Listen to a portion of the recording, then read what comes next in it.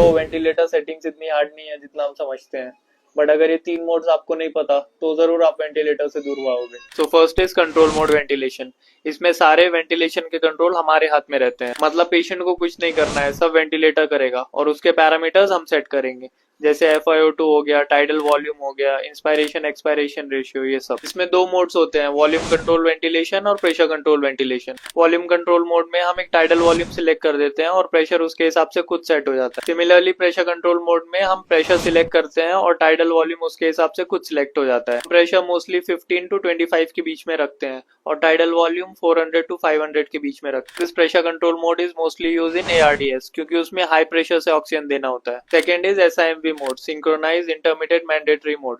इसमें हम पेशेंट के एक ब्रेथ सेट कर देते हैं। फॉर एग्जांपल हमने 15 ब्रेथ सेट किए तो वेंटिलेटर पेशेंट को 15 ब्रेथ प्रोवाइड करेगा। ये मोड हम ज्यादा यूज नहीं करते आईसीयू में। Third is pressure support ventilation.